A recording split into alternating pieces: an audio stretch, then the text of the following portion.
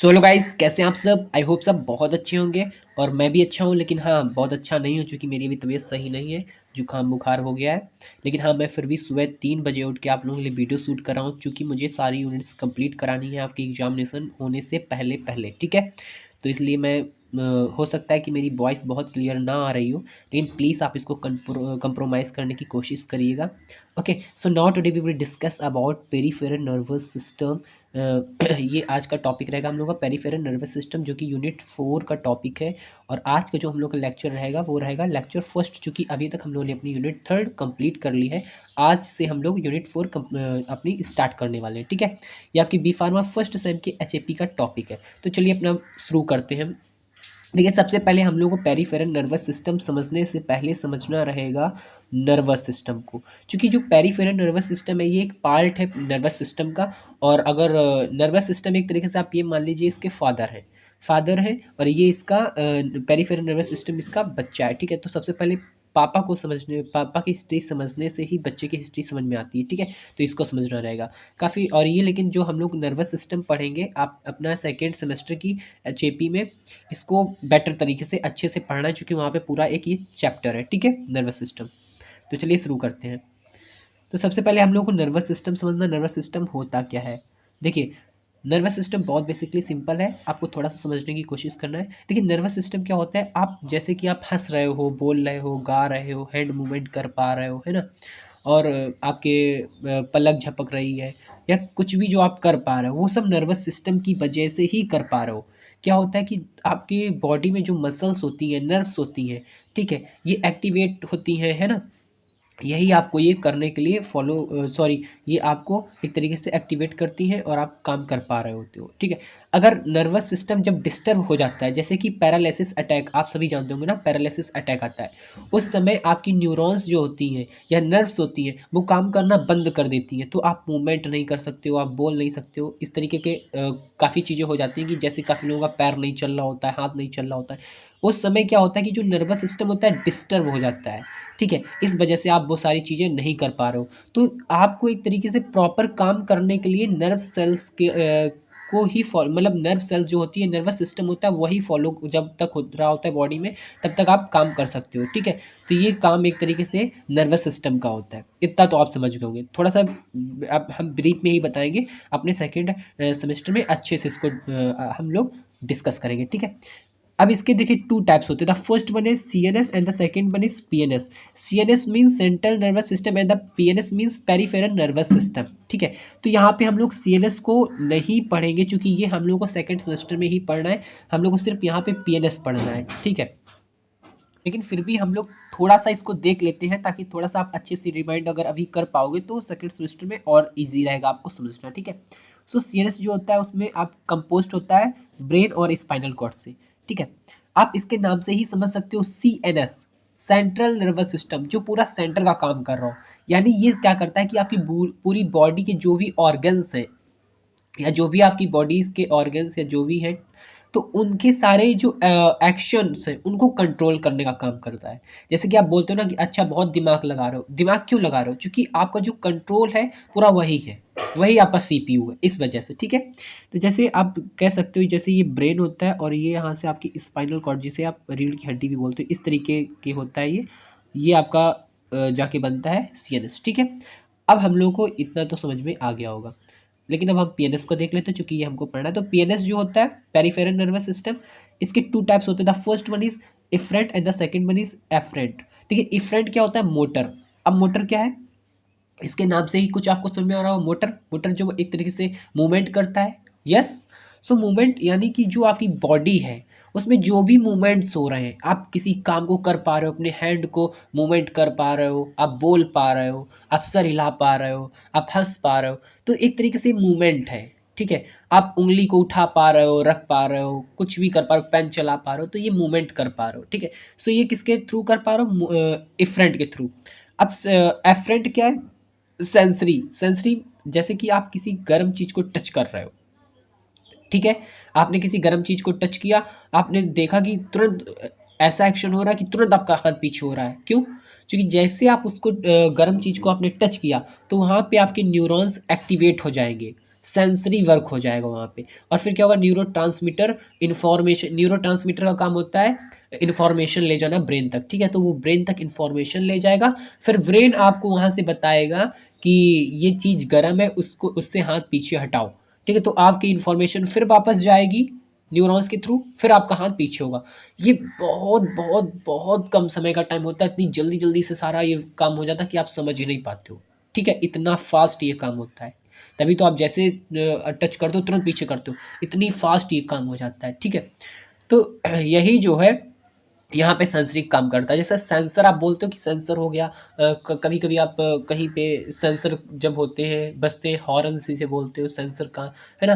तो हॉर्न हो गया, ये हो गया, वो मतलब एक तरीके से सेंसर काम कर रहा है, तो इस तरीके से, ठीक है।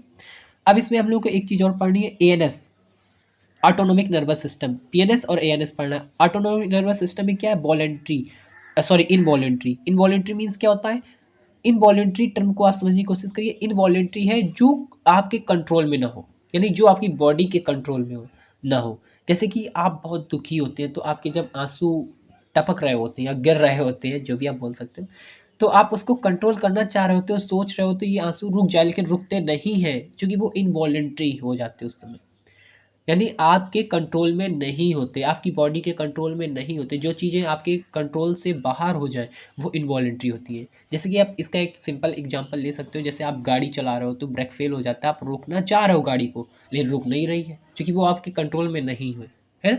इस तरीके से समझ सकते हो, लेकिन यहाँ पे वो वाला इनवॉलेंट्री नहीं आएगा, यहाँ पे आपकी बॉडी जो कंट्रोल में नहीं कर पा रही वो आएगा, ठीक है। Next one is somatic. इसका नेक्स्ट टाइप है सुमेटिक। सुमेटिक मतलब वॉलेंट्री, जो आपके कंट्रोल में हो, ठीक है, जिसे आप कंट्रोल कर सको। हाथ अगर मूवमेंट करना रोक रहे हो तो रोक सकते हो, बोलना रोक सकते हो, इस तरीके से, ठीक है। अब एएनएस में आपके और भी टाइप्स आते हैं, पैरासिम्पैथेटिक, सिंपैथेटिक, इंटेरिक। इंटेरिक आप लोग को यहाँ नहीं पढ़ना है फर्स्ट सेम में, ठीक है। यही दो आपको पढ़ना है, पैरासिम्पैथेटिक एंड सिंपैथेटिक, ठीक है, ओके। अब हम लोग देख लेते हैं थोड़ा सा इसको। ये वैसे हम लोग डिस्कस कर चुके हैं, अपनी पहली स्लाइड की तरह ही है, पर देख लेते हैं। ये वाला तो हम लोग को पढ़ना नहीं, लेकिन समझ लेते हैं। First one is central nervous system. ये कंपोस्ट होता है ब्रेन स्पाइनल कॉर्ड से, और इसका जो कंटेंट होता है रिलैक्स न्यूरॉन्स, ठीक है, interneurons. And peripheral nervous system ये कंपोस्ट होता है क्रेनियल नर्व से, स्पाइनल कॉर्ड से, पेरिफेरल नर्व से एंड ये जो कंटेंट होता है sensory neurons and motor neurons, ये हम लोग को पढ़ना है। ये देखिए यहाँ पे हम लोग को क्रैनियल नर्व्स पढ़नी रहेगी, स्पाइनल नर्व्स पढ़नी रहेगी और पेरिफेरल नर्व्स पढ़नी रहेगी, यही सारी बस पढ़ना है, यही सब चीज़ों को पढ़ना है। देखिए क्रैनियल नर्व जो होती है ये 12 पेयर में होती है। क्रैनियल नर्व्स आपकी 12 पेयर में होती हैं, ठीक है।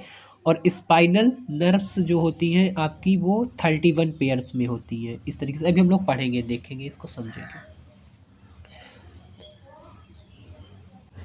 क्रैनियल नर्व के बारे में पढ़ने से पहले एक हम आपको बहुत अच्छी चीज़ समझाना चाहते हैं ताकि थोड़ा सा आपका और कॉन्सेप्ट क्लियर हो सके। तो थोड़ा सा हम बोर्ड में देखेंगे। देखिए क्या होता है, जैसे ये आपका ब्रेन है, ठीक है, ये आपकी स्पाइनल कॉर्ड है, ठीक है, ब्रेन हो गया, ये स्पाइनल कॉर्ड, और ये आपके जैसे बॉडी के ऑर्गन्स हो गए। सपोज दैट ये ऑर्गन्स हैं आपकी बॉडी के।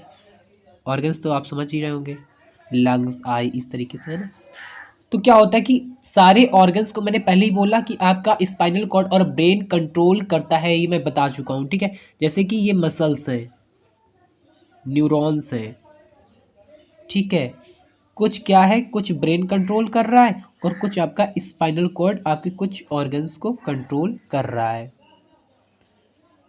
है ना।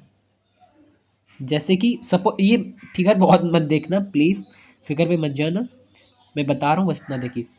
ये आपका ब्रेन है और ये आपकी स्पाइनल कॉर्ड है। कुछ जो आपके ऑर्गन्स है वो स्पाइनल कॉर्ड कंट्रोल कर रहा है और कुछ ब्रेन, ठीक है। जिसे आपका ब्रेन कंट्रोल कर रहा है, ब्रेन, वो कहलाएगी आपकी क्रेनियल नर्व, ठीक है। क्या कहलाएगी, क्रेनियल नर्व। क्या कहलाएगी, क्रेनियल नर्व, याद कर लो। जिसे ब्रेन आपका कंट्रोल कर रहा है वो आपकी कहलाएगी क्रेनियल नर्व, और जिसे स्पाइनल कॉर्ड कंट्रोल कर रहा है वो सारी कहलाएंगी स्पाइनल नर्व। यही हमको यहाँ पे पढ़ना है। और यहाँ से यहाँ तक का सिस्टम, यानी जो आपका ब्रेन से या स्पाइनल कॉर्ड से निकल के आपके ऑर्गन्स तक जो भी न्यूरॉन्स या जो भी इंफॉर्मेशन जा रही है, पूरा यहाँ से यहाँ तक का सिस्टम पेरिफेरल नर्वस सिस्टम कहलाएगा। याद करो, स्पाइनल कॉर्ड हो या ब्रेन हो, और ये जो भी ऑर्गन्स हैं यहाँ तक के सिस्टम को कंट्रोल कर रहे हैं ना, तो ये मसल्स के थ्रू कंट्रोल कर रहे हैं।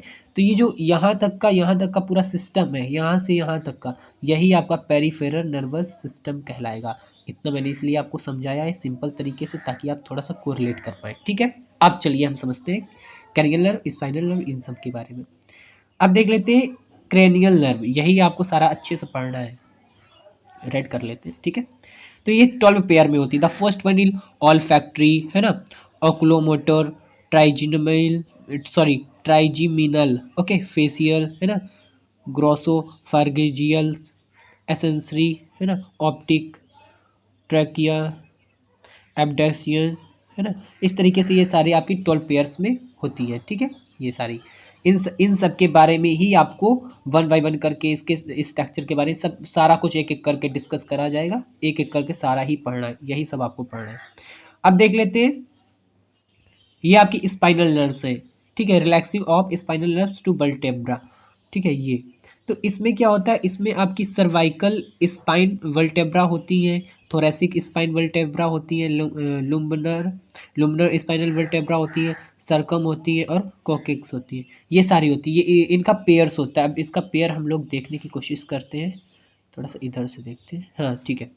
सो जो आपकी सर्वाइकल स्पाइन वर्टेब्रा होती है, ये आपकी होती है 8 इन पेयर। ये देखो C1 C2 C3 इस तरीके लिखा है, C रिप्रेजेंट कर रहा है सर्वाइकल को, तो ये 8 पेयर में होती है, यानी 8 होती है, ठीक है।